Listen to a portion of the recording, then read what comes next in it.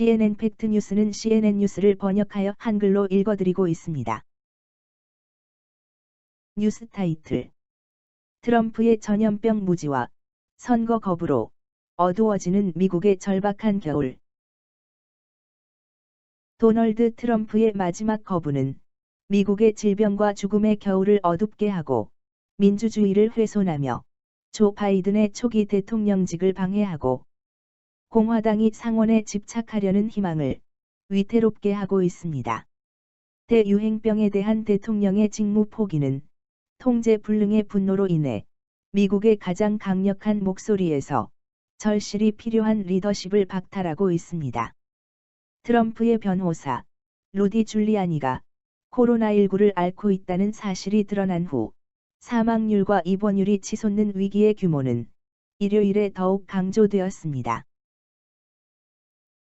전 뉴욕시장은 민주당원들이 선거를 훔쳤다는 근거 없는 주장을 하며 종종 가면을 쓰고 대통령 자신의 정부가 제안한 사회적 거리두기 프로토콜을 어기고 있습니다.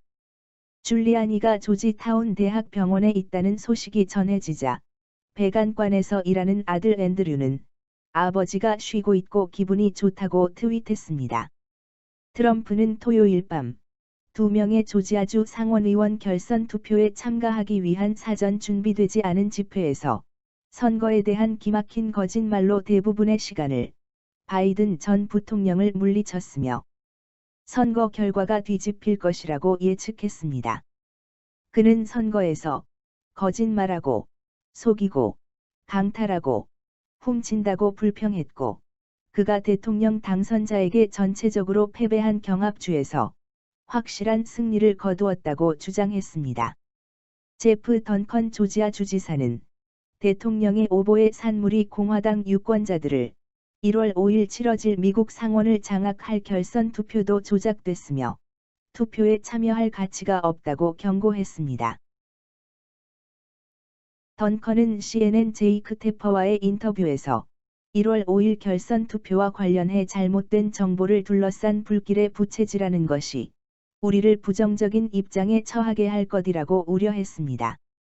일요일 밤 조지아 공화당 상원의원인 켈리 로플러는 민주당 반대자인 라파엘 워녹 목사에 대한 토론에서 대선 조작 여부에 대해 거듭 밝히기를 거부하면서도 이번 선거에는 문제가 있었던 것이 매우 분명하다고 말했습니다.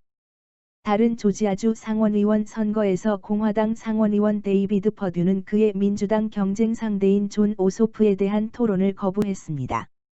만약 민주당이 1월 5일 두 의석을 모두 차지한다면 카말라 해리스 부통령 당선자가 결정표를 던지면서 50대 50의 상원에서 법안을 통과시킬 수 있습니다.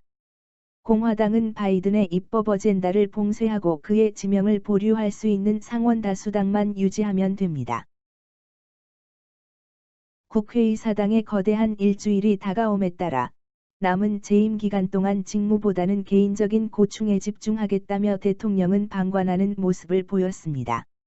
초당파 상원의원 집단은 실업자들을 위한 도움은 포함하지만 새로운 개별적인 부양책은 포함하지 않는 새롭고 오랫동안 지연되어 온 코로나19 구제안에 거의 동의하고 있습니다. 국회의원들이 정부 셧다운을 막기 위해 더 광범위한 지출 계획에 동의해야 하는 주말의 마감 시한을 앞두고 있는 가운데 회담이 열리고 있습니다. 트럼프의 임기 마지막 날은 그의 첫 취임 때만큼 혼란스러울 것이라고 약속합니다. 최근 혼란의 징후로 소식통들은 대규모 투표 사기라는 그의 주장을 반박하며 대통령을 화나게 한 윌리엄 바 법무장관의 행정이 끝나기 전에 떠날 것을 고려하고 있다고 일요일에 밝혔습니다. 이 이야기는 뉴욕타임즈에 의해 처음 보도되었습니다. 내용이 유익했다면 구독과 좋아요를 클릭하는 센스 있는 멋쟁이가 되어 주세요. 감사합니다.